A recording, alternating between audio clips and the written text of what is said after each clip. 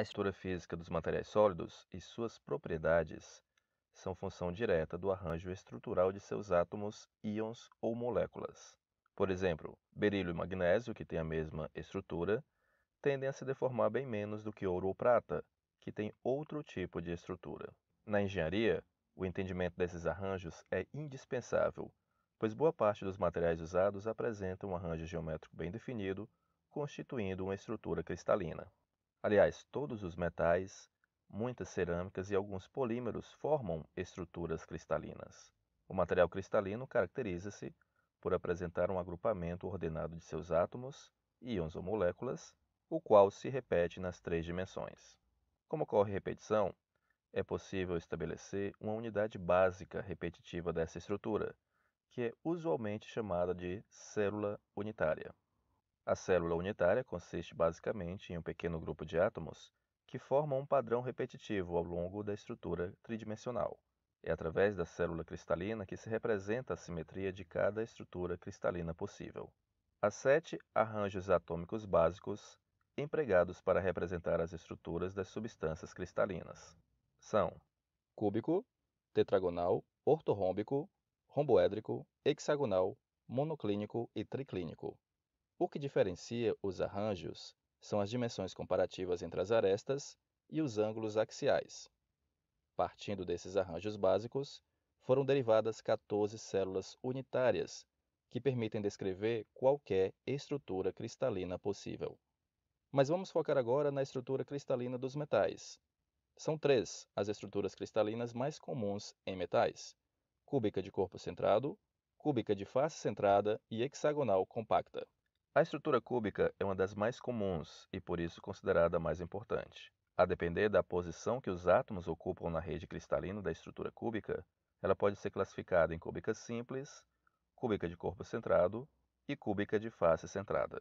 Vale salientar que para a descrição das estruturas cristalinas, emprega-se o modelo atômico da esfera rígida, segundo o qual os átomos são considerados esferas sólidas com diâmetros bem definidos. Essa abordagem é fundamental para a representação esquemática das células e cálculos envolvendo o fator de empacotamento, como veremos mais à frente. Considerando-se, pois, o modelo da esfera rígida, a célula cúbica simples é caracterizada pela existência de um átomo em cada vértice do cubo. Entretanto, por questões de simetria, apenas 1/8 de cada átomo cai dentro da célula unitária, de tal modo que, efetivamente, a célula unitária contém apenas um átomo. Os metais não cristalizam nessa estrutura justamente devido a esse baixo empacotamento atômico. Eles tendem a fatores de empacotamento relativamente altos, a fim de maximizar a proteção conferida pela nuvem de elétrons livres. Na célula cúbica de corpo centrado, além dos átomos nos vértices, há outro átomo no centro do cubo, levando a 2 átomos por célula unitária. Na célula cúbica de face centrada, além dos átomos dos vértices, há um átomo em cada face do cubo, perfazendo um total de 4 átomos por célula. Logo, dentre essas estruturas é a que apresenta o maior fator de empacotamento. Esse fator de empacotamento é a razão entre o volume de átomos e o volume total da célula, e pode ser determinado através de um cálculo simples que leva em conta o número de átomos que efetivamente ocupa a célula, o volume de cada átomo, tendo em mente a esfera rígida, e o volume da célula. Para a estrutura cúbica simples, por exemplo, N corresponde a 1, o volume do átomo em função do raio é o mesmo volume já conhecido da esfera, 4/3 de πr3, e o volume do cubo poderá também ser escrito em função do raio, pois A é igual a 2R. Substituindo, fator de empacotamento é igual a 0,52. Isto é, apenas 52% da célula unitária é preenchida por átomos. O mesmo cálculo, quando feito para célula cúbica de corpo centrado e cúbica de face centrada, fornecem respectivamente 0,68 e 0,74. Inclusive, 0,74 é o máximo empacotamento possível para esferas que possuem o mesmo diâmetro. A outra estrutura comum aos metais é a hexagonal compacta. De modo mais amplo, as estruturas hexagonais se dividem em 2 tipos: simples e compacta. A hexagonal simples é composta por 2 hexágonos sobrepostos, sendo que nos vértices de cada hexágono e também nos seus centros existe um átomo. Na estrutura, contabilizam-se 3 átomos por célula unitária e o fator de empacotamento é calculado em 0,60.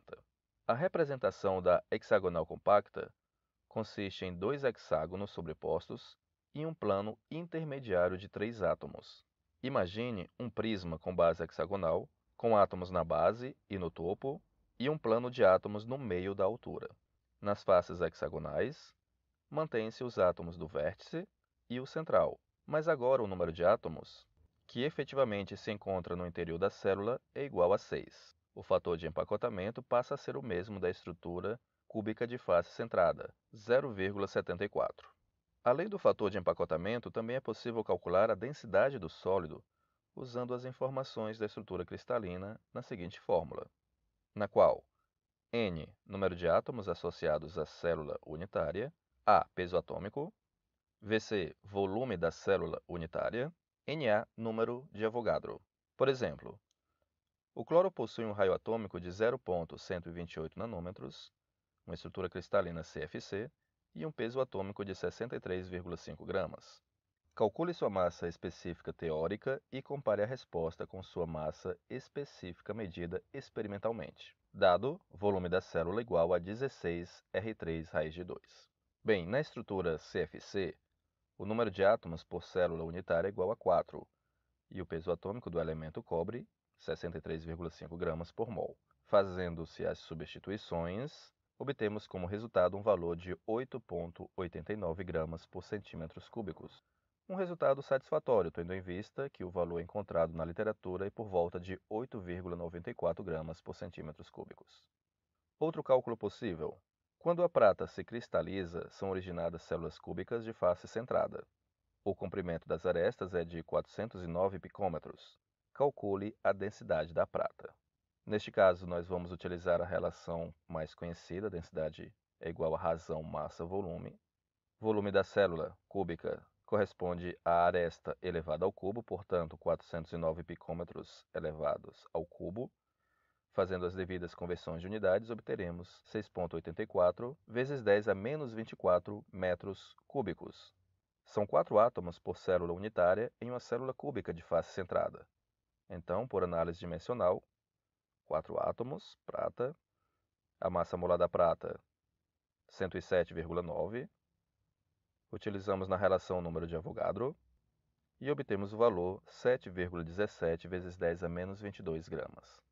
Pegando esse valor e dividindo pelo volume originalmente obtido, encontraremos uma densidade correspondente a 10,5 gramas por centímetros cúbicos.